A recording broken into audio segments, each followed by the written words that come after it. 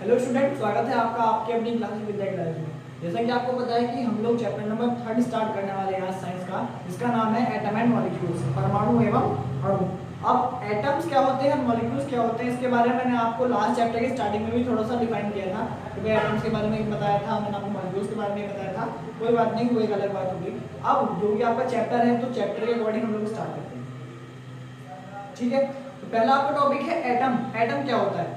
Atom एक ऐसी संरचना, एक ऐसा स्ट्रक्चर है जिसको आप ना तो उत्पन्न कर सकते हो ना ही नष्ट कर सकते हो। ठीक है, कणों का एक ऐसा समूह जिसको ना तो आप उत्पन्न कर सकते हो ना ही नष्ट कर सकते हो। अब क्या मतलब है इसका? उत्पन्न भी नहीं कर सकते, नष्ट भी नहीं कर सकते। तो कहने का मतलब ये है कि जो एटम है, आपका परमाणु है, वो आपको प्रकृति में या हमारे संसार में स्वतंत्र अवस्था, इंडिपेंडेंट स्टेट में आपको मिलता है। ठीक है, जो भी चीजें हमारे पास उपस्थित हैं, जो भी मैटर है, जो भी मेटल्स हैं, सारी हमारी परमाणु से मिलकर बनी हुई हैं।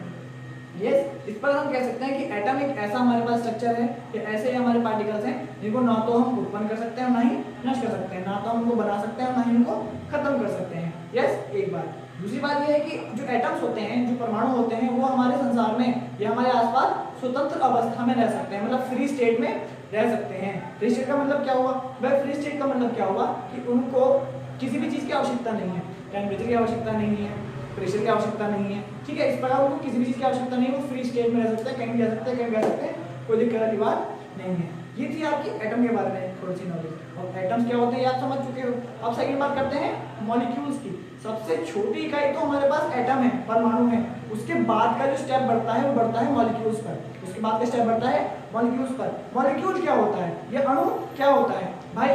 दो या दो से ज्यादा एटम्स या परमाणु को मिलाकर जो आपका नया स्ट्रक्चर तैयार होता है उसको हम मॉलिक्यूल या अणु कहते हैं। समझ में आई? डेफिनेशन ये है कि दो या दो से ज्यादा परमाणुओं को मिलाने पर बनने वाला नया पदार्थ क्या कहलाएगा?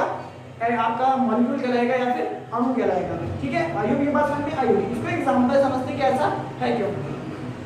मान लीजिए हमारे पास कोई गैस है, कोई गैस मान लीजिए आपके पास हाइड्रोजन है, कोई भी ले सकते हो आप। एग्जांपल में हाइड्रोजन समझा दूं क्योंकि हाइड्रोजन के बारे में सब लोग अच्छे समझते हैं। यस, हाइड्रोजन का हमारे पास एक एटम है, हाइड्रोजन का हमारे पास एक एटम है H। हाइड्रोजन का एक एटम है H। अब एक एटम और आया, एक एटम और आया हाइड्रोजन का, यानी कि एक एटम में और ऐड हो गया, H और H को मिलाकर हमारा बना H2। क्या बना? H2। H2 क्या है? अब यहाँ पर भी H था, हाइड्रोजन है, यहाँ पर भी H है, हाइड्रोजन है। लेकिन ये सिंगल जो H हैं, ये आपके एटम है, परमाणु हैं। जब आपके एटम मिलकर एक से ज्यादा परमाणु जुड़ जाते हैं तो क्या बन जाता है? मॉलिक्यूल बन जाता है, अणु बन जाता है। ठीक है, ये डिफरेंस है आपके परमाणु में और अणु में। दो या दो से अधिक एटम्स के मिलने पर, दो या दो से अधिक परमाणुओं के मिलने पर क्या बनता है? अणु बनता है। ठीक है, आई होप ये वाली बात आपको समझ में आ गई होगी। अब बात करते हैं इसके आगे की पार्ट की कि इसके आगे क्या होता है।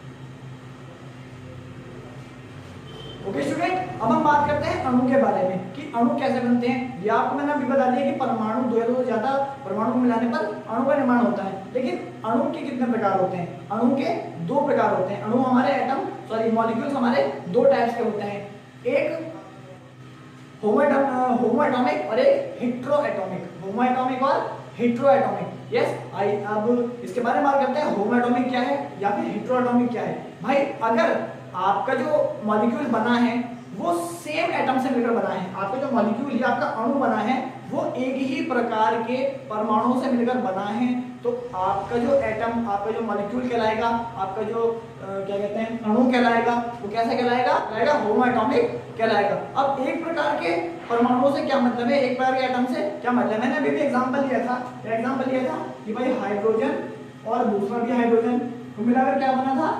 हाइड्रोजन बना था। यस, हमने यहाँ देखा कि H और H तो सेम ही है, सेम प्रकार के हमारे एटम या परमाणु हैं। इनसे जो बना अणु, मॉलिक्यूल जो बना वो हाइड्रोजन बना। तो हाइड्रोजन सेम एटम से मिलकर बना है, इसलिए इसको होमो एटॉमिक कहा गया है। होमो एटॉमिक कहा गया। अब हेटेरो एटॉमिक क्या है? भाई हेटेरो एटॉमिक इसका उल्टा हो जाएगा। कैसे? जैसे यहाँ सेम परमाणु या सेम एटम से मिलकर एक मॉलिक्यूल बना है, अब अलग अलग टाइप के आपको ले लीजिए, एटम्स को ले लीजिए। अलग अलग टाइप्स के एटम्स को मिलाने पर जो आपका नया मॉलिक्यूल तैयार होगा वो हेटेरोएटॉमिक कहलाएगा। कैसे भाई, मान लीजिए हमारे पास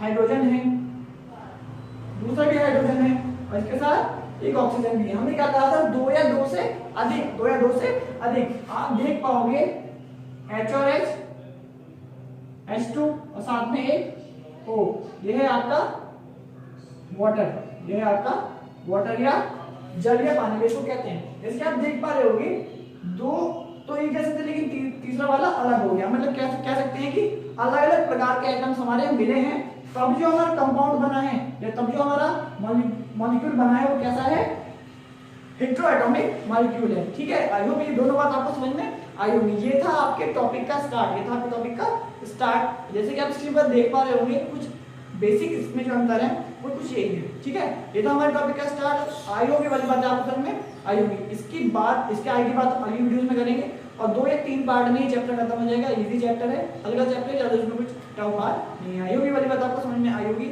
अगर आपको समझ में आ रही है, बातें शेयर में पढ़ना चाह रहे हैं तो आप वीडियो को लाइक कीजिए, कमेंट कीजिए, साथ में शेयर कीजिए ताकि और बच्चों को पता लग सके। ठीक है, आज के लिए इतना ही, धन्यवाद।